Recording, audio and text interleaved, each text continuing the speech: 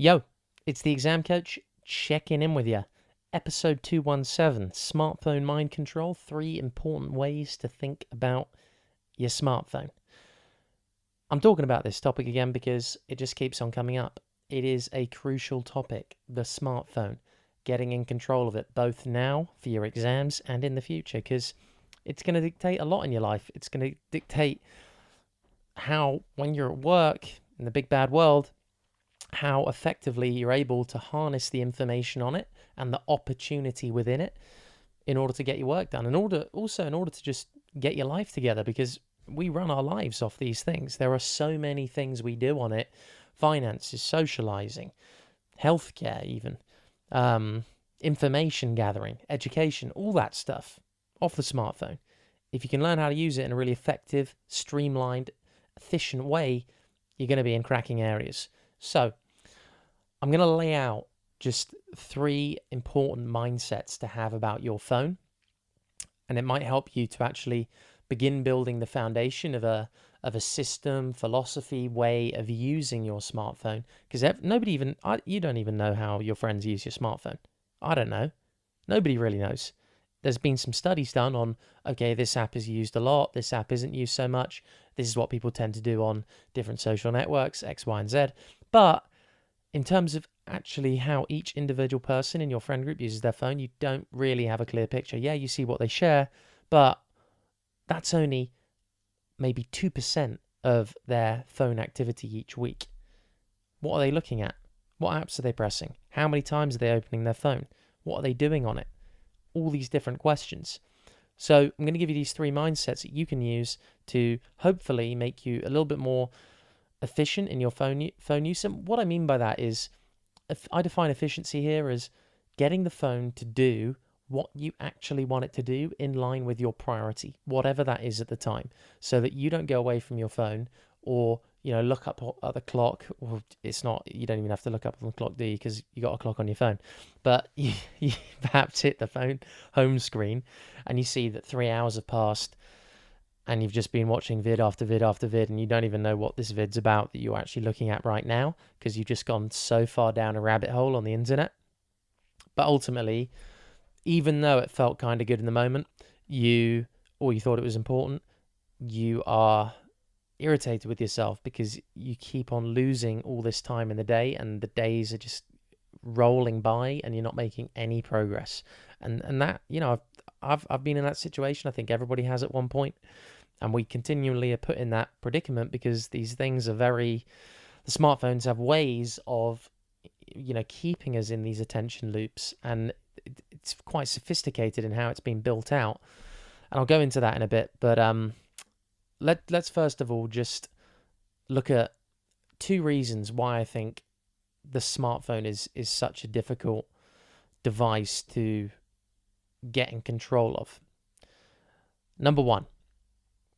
Ultimately, there's one of you. There's one smartphone user, yet there are huge companies who make this device. So you look at Samsung, iPhone, Huawei, any kind of phone manufacturer. These companies are made up of thousands of people. They're some of the biggest companies, wealthiest companies in the world, got some of the smartest minds, the most capital, the most research, the most data-backed research done from all of our action, or taken from all of our actions on phones. So they know how to put things together to make them, number one, which is a valid and I suppose righteous idea or goal to have, which is to make the phones serve us in the best way possible, to provide a frictionless experience where our needs are met. But the second thing is, and this is where the apps come into play again. Remember, there are thousands and thousands of apps on these things with huge teams behind them.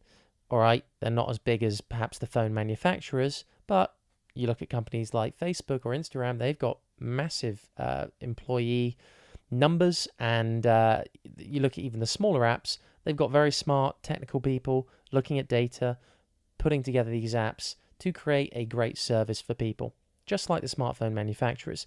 But what they also have in common is they're all trying to create a sticky experience. And what I mean by that is one that garners a lot of your attention, that keeps you coming back, that keeps you entertained, involved, using the app or the phone, because they need that in order to sustain their business model, whether it is sales through advertising, i.e., getting your attention, harvesting some data from you, and then giving that data to people or to other businesses as a commodity that can be used. I don't even know if it can be termed a commodity, but something that can be used to sell to people, because if you know information about someone, you know what they might like, what they might be interested in, and X, Y, and Z. And also there's in-app purchases. Obviously, in order to make a purchase in an app, you have to actually be in that app. You have to be spending time there. And the theory would go, the more time you spend within an app, the more chance there is for you to actually buy something just by virtue of you spending a lot of time in there. So you look at that and you think, okay, there's two things happening there. And it's being done by a lot of very smart, numerous people just against you. And I've said against there, that's probably a bit of a negative way to put it, but it is kind of true. And just understanding that, just coming to terms with that, and how much the odds, or how far the odds are stacked against you, really does put it into perspective. So whenever I open my phone now, I know that I'm going to an experience that has been extremely deliberately designed. One, to create an unbelievably useful experience for me to serve whatever I want to extract out my smartphone. Thank you. Fantastic. I love having a phone. But I also know that there are going to be things on there that are designed to just keep me there, because as the great Alec Baldwin speech went in Glengarry Glen Ross, which is essentially a movie about sales, cracking speech by Alec Baldwin as well, who's speaking to a group of salespeople, and he talks them through, in a pretty harsh way, the reality of making a sale. And the first thing that you need in the acronym he uses, which is AIDA, the A stands for attention. The first thing you need to sell anything to anyone is their attention. Just makes sense, right? You can't sell something to someone if they don't know about you, if they're not paying attention to you. So think about that. That's point number one. The second thing, although the general themes of what distracts people are similar, so for example, we are social creatures, we're immediately interested in other people's lives. Like, it's just a natural curiosity that I think a lot of people have, and that can explain the rise of social media. We're naturally interested. What's going on in the world? What's going on in other people's lives? What's going on in the news? Things like that. Our natural curiosity. Exactly what distracts us is slightly different, right? The type of content exactly. So, for example, just because someone posts something about Barbie dolls, we're not necessarily going to be interested in that. But if they post about hippos, that is random as, but just thinking out loud here, we might be interested in that. So you have to understand that each person's vulnerabilities on the smartphone are at the very highest level going to be the same. So just the way human beings are coded from a DNA evolutionary standpoint, there are going to be themes that are similar. So like the social interaction or curiosity theme that I pointed out. We're social creatures. But within that, there are going to be slight nuances, right? Because people have different interests within that. They like to hang out with different people, different cliques, if you want to call it that. Everybody has different backgrounds, interests. And that means that the smartphone user experience is very, very nuanced. And it's different for everybody. So you just have to remember that when you're talking about or thinking about your smartphone, and how these ideas that I'm going to go through can be applied to your specific experience. Again, I'm going to try and keep them broad, but try and take the broad idea and then apply it to what you know are perhaps the things that waste your time, or the interests that you spend a lot of time doing but don't give massive value back in terms of your priorities right now, and when you might want to prioritize them throughout the year. And listen up and take it in. Number one, understand how new the smartphone is as a device in terms of the whole of human history, and just what the consequences of this might be. So you look at the smartphone, and done a bit of high-level research just on roughly its age when it came about. A lot of people say the first smartphone was actually created in the 90s by IBM. But for me, you really look at it and you say, okay, when was the first one that was distributed at scale created? You look at 2007 when the iPhone was launched. That was probably it. And even 2007, it didn't just skyrocket and take off. It was very much the curve that Malcolm Gladwell describes, where you have people who, are the early adopters. You have people who are, then you get the mass adoption, and I can't remember the exact curve off the top of my head, but that's basically it. You get the early tech adopters, mass adoption, and then it levels out. And that obviously happened with the iPhone through maybe 2007 to maybe 2010 was the period of early adoption. And then really after that, smartphones in general. So the iPhone has always been pretty expensive, but different manufacturers made cheaper phones, and that made it a lot more widely distributed, a lot more accessible, meaning that by 2012, smartphone user penetration was very, very high, especially if you look at the United States.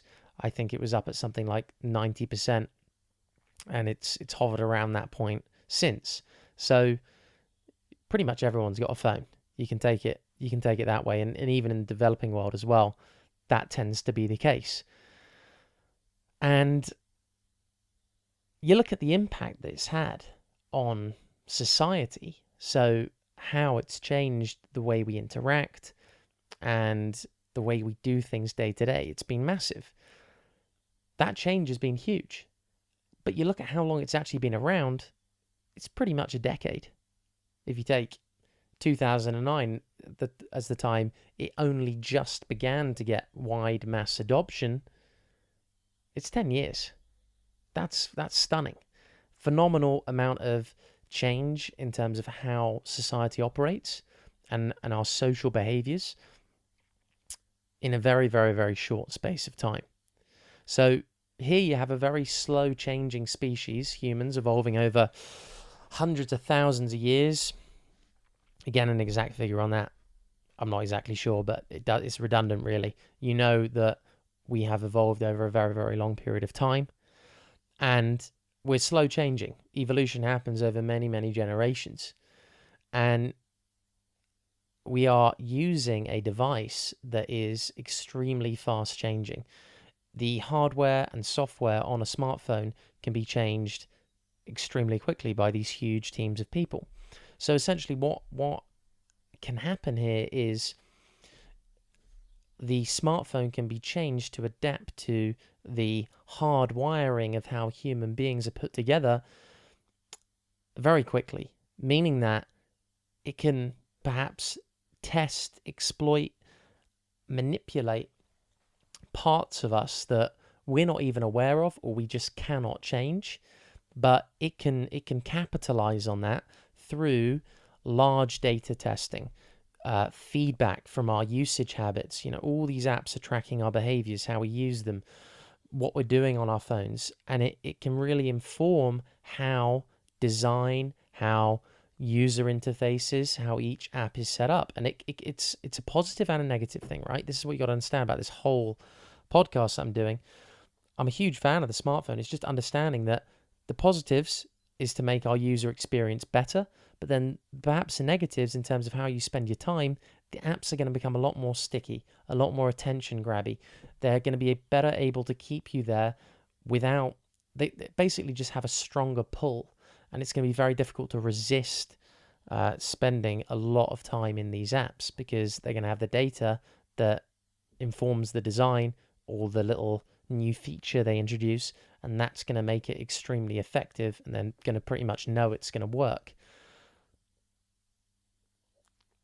So just having this perspective on understanding how new the phone is and how ingrained and unchanging human behavior and evolution tends to be over time means that you just think about the smartphone in a whole new way. Like every new update, I'm thinking, okay, what does this mean for me, and how it taps into how I think, and my vulnerabilities in terms of the content that I know I'm naturally drawn towards and how I waste my time on it compared to what I actually need to be doing.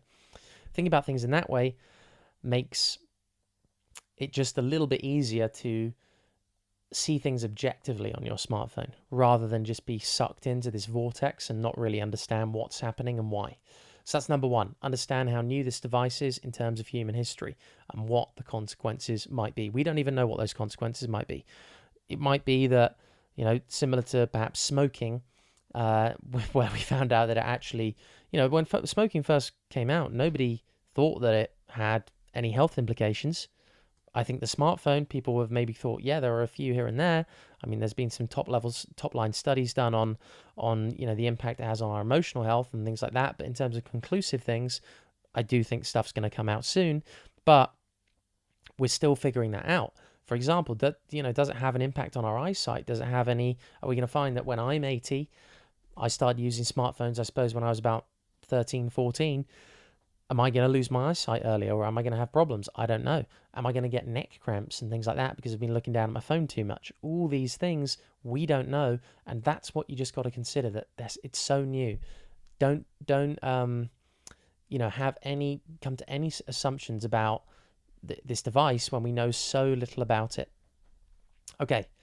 Number 2, ask yourself when the perceived benefits of your smartphone stop becoming beneficial or even hinder your own development or pursuit of your priorities. So smartphones are useful, and ultimately, like I mentioned, they've got an awesome ability to meet our deeply ingrained human needs, such as social interaction and finding the easiest and fastest way to do things. But here are some questions for you to think about. Does having all the information in the world at our fingertips make us lack initiative, problem-solving ability, and creativity? Maybe. Just because it's easy to communicate via messaging and social media apps, does it mean we should prioritize this over face-to-face communication?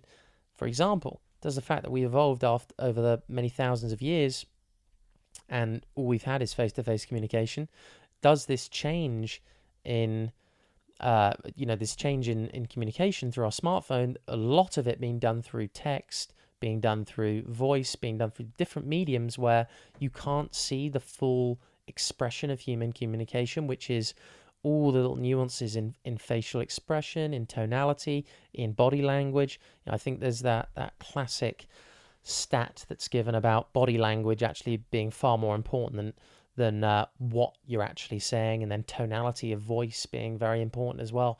And that coming together is like a communication model of how humans actually communicate. And through smartphones, unless you're doing FaceTime, and you could even say through FaceTime or through any kind of live streaming, you're not able to fully pick up on the facial expressions just because of camera quality and things like that sometimes, or lagginess. It's important to just consider that, just to understand it and think, okay, is the fact that I'm communicating not face-to-face with people a good thing? Is it having an impact on my well-being? Is it having an impact on my relationships and how robust they are and meaningful they are? It's just a question. Another question, just because we can share everything we do, does it mean we have to do it? Or we should do it, or we should be compelled to do it? Do we actually miss a lot of what's going on around us because we're looking down?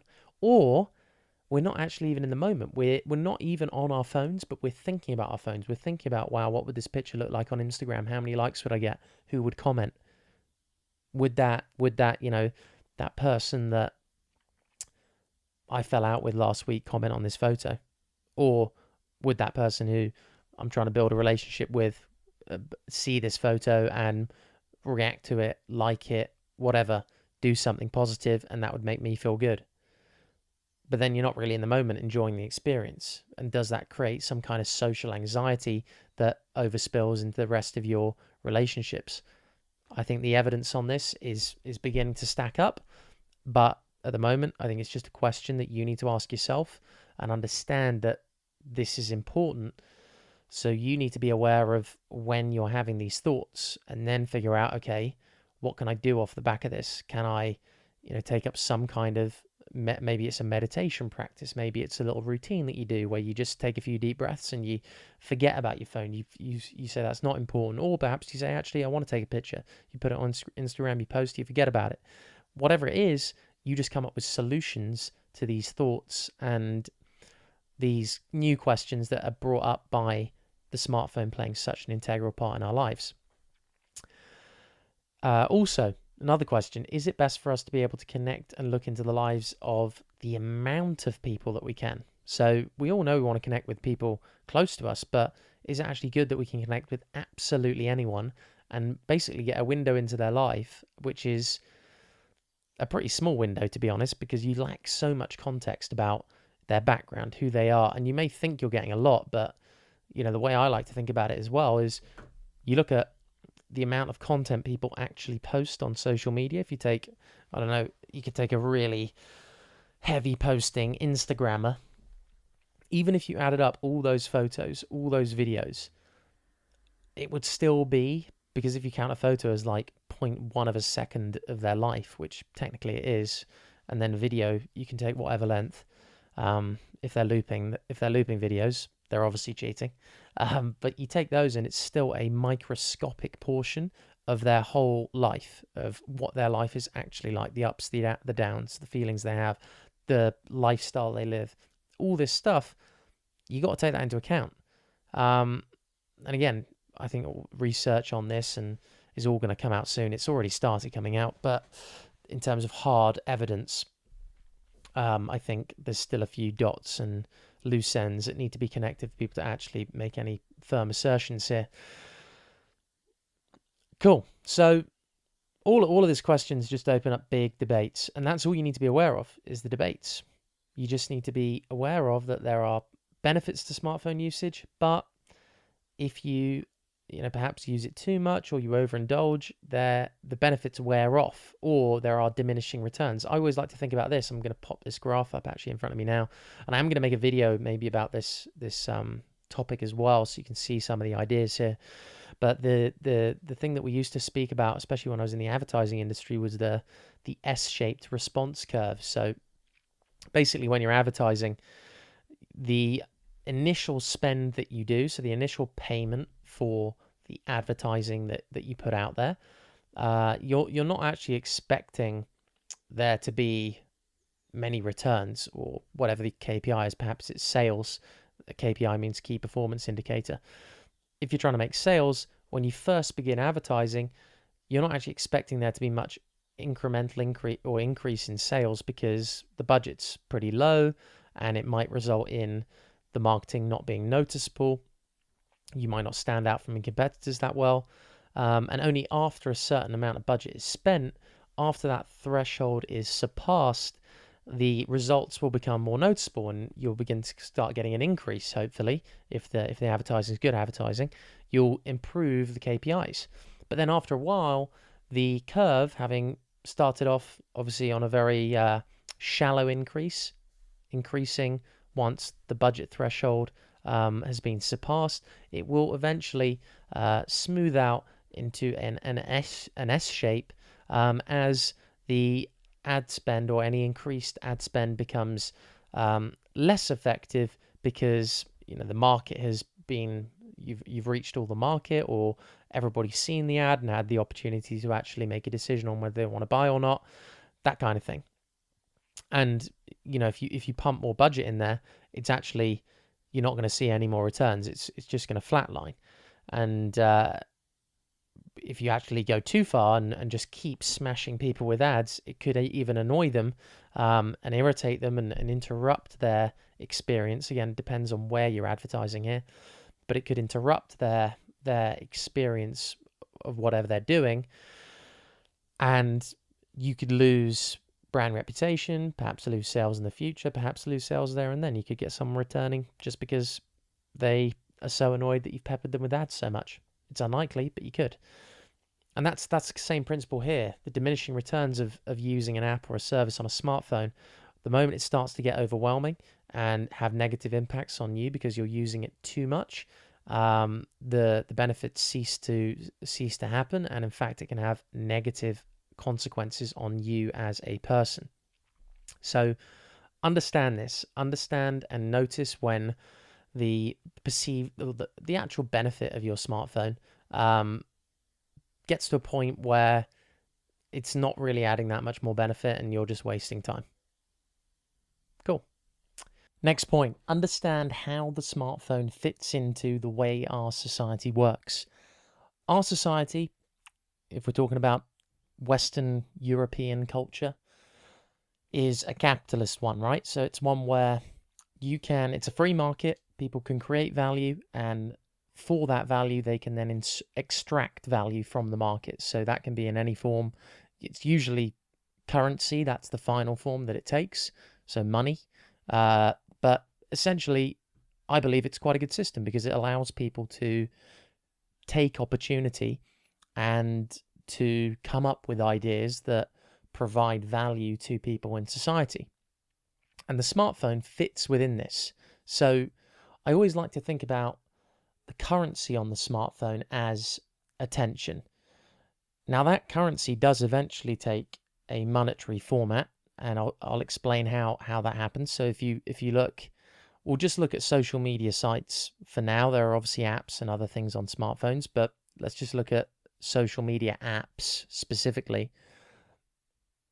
Pretty much all of them sell some kind of advertising to businesses who want to reach people who use those social media apps in order to sell them or make them aware of their products.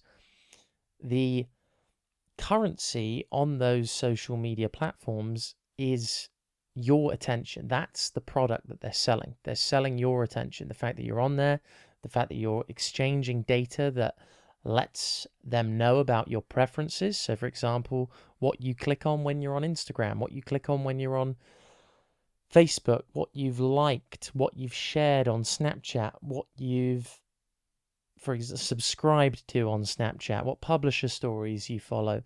All these different things build up a customer picture around you and your preferences, and that's worth something to a business that then wants to see if you would be interested in buying their products or making you aware of something that they have on that might be valuable to you. And that's really what you need to understand fundamentally about how the smartphone fits into the way our society works. Understand that your attention is a currency. It is valuable. So just remember that at all times. And then remember that there is a dual incentive behind every social media platform. Number one, which is a very noble one, I think, is to just try and provide as much value as possible, to connect the world. That was Facebook's one for a long time, to connect the world in a meaningful way. That's what they tacked on, I think, last year, to basically act as their mission statement. You know, Snapchat's all about connection, creativity, positive expression, or expression, I should say. I don't think they've said positive expression, but I do think Snapchat can be used in a very positive way. And these services, the reason why people use them is because they are enjoyable, they connect people, they're social, and they provide a great service. And that's awesome. But you have to understand as well, there is a second incentive that every single one of these companies have, and they have to create shareholder value. They have to create money for the people who have invested money in the network to begin with in order to allow them to grow, essentially. That's another feature of capitalism, investment and return on investment. And in order to do that, they need to make sure that you're spending as much time as possible within their app. And they'll do that in ways that I think are authentic. So by trying to provide content that, in my opinion, again, this is just my opinion, is interesting, worthwhile, actually informs you on one of your priorities or what you'd like to know about. And that changes with every single person, right?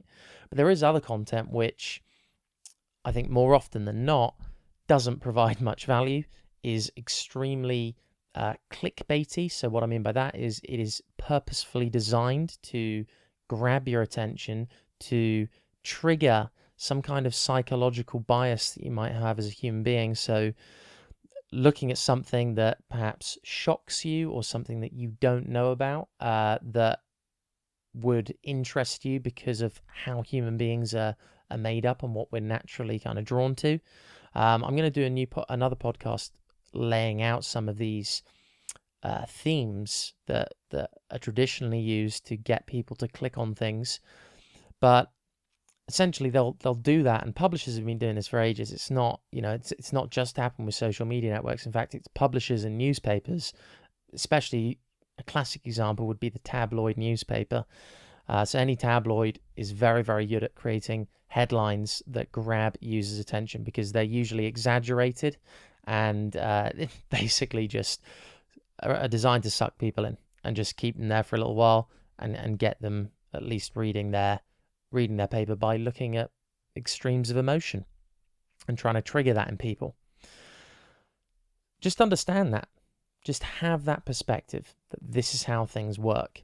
And once you've done that, you're going to be in a much better position to make some great decisions about how you're going to trade your own attention, which is currency, how you're going to make those trades, how you're going to operate within the market in order to get the best value for you.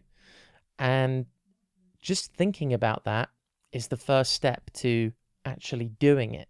It's part of this podcast, the whole kind of thought behind it is that once you understand how something works, you can then, or at least a perspective on how something works, you can then figure out, okay, do I actually agree with this?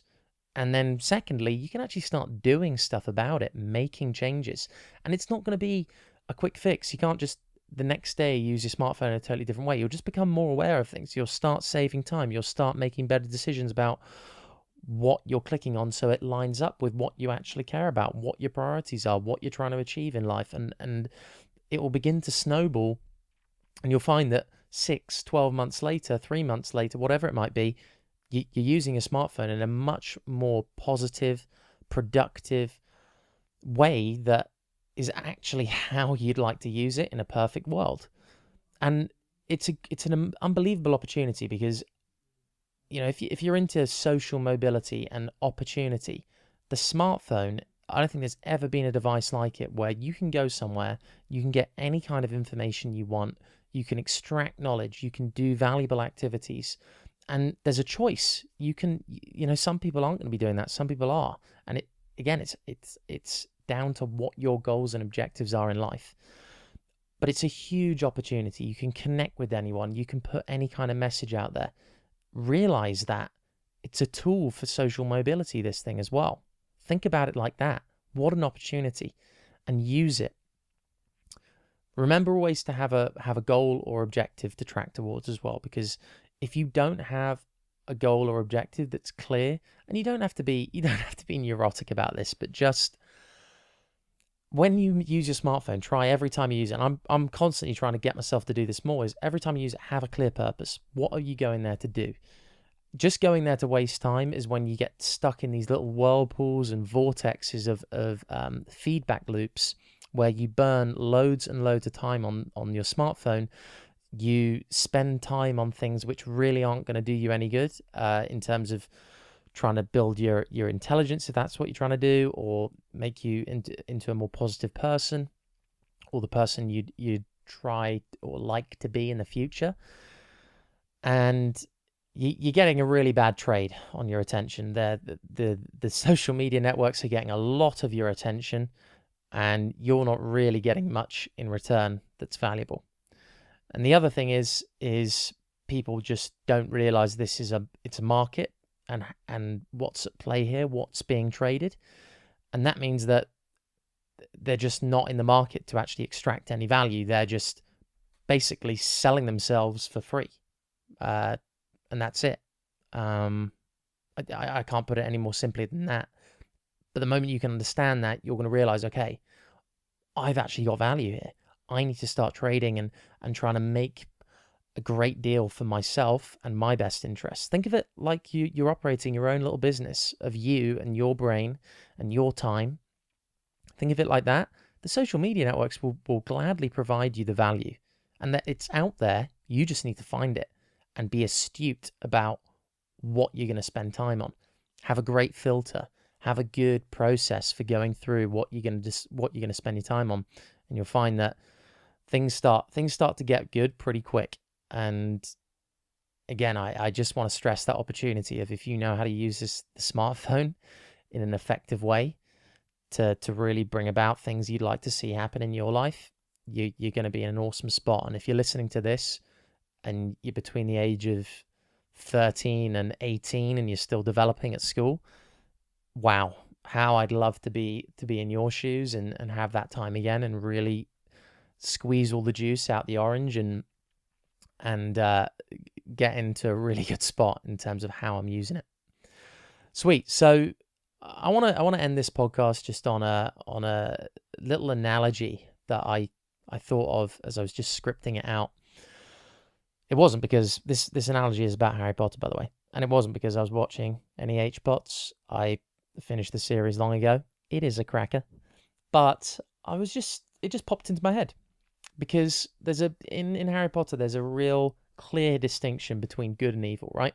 You got Harry Potter, Lord Voldemort, and his crew, Harry's crew, and that's the distinction. It's pretty binary. But within that, especially in the last episode, I thought of something that could be used by both sides and have an equally devastating effect or big effect on the outcome of the movie or the story. And in the last movie, the object that had that impact was, or one of the objects was, the Elder Wand. So yeah, if Voldemort had the Elder Wand, he could do some damage, and we saw that. I think he had it for a little while, didn't he? But if Harry Potter had the Elder Wand, he can do some good stuff, damage to the evil people, but he's going to use it in a way that is conducive, or at least what the good guys think are conducive to making a better world and peaceful environment, all that good stuff. And that's how you got to see your smartphone. Your smartphone is the Elder Wand. You can use it for negative things. And probably the one distinction that you can make between the analogy I'm making and how it actually works in real life with the smartphone is that the smartphone can have negative impacts, not just on other people because of the way you use it, but on yourself. And probably that's the biggest thing, is it can have negative impacts on yourself plus other people. Likewise, it can have really, really positive impacts on yourself, the biggest thing, plus other people. And I'm stressing yourself because I think I'm a huge believer in that. If you can make sure that you're good, you're positive, you're moving in the right direction, every interaction that you have with people, whether it be online or offline, is going to be good in some way for them. And that's the kind of ripple effect that you can have if you just make sure that you're moving forward and you're trying to do things as well as you can on a device that can offer you so much benefit. Cool. I hope this was useful. I know it was a bit, I really do need to, I'm going to be doing a lot more on the smartphone and really clarifying the key things I think you need to be focusing on a day by day and week by week basis to gradually over time completely change the way you use it so that you're using it to deliver the things in life that you want to happen. I'm going to stop there. So just took a real long pause there and then delivered the last line. Hope you enjoyed it. Cool. I'm going to check out. Have a cracking day. Have a cracker. I'm checking out.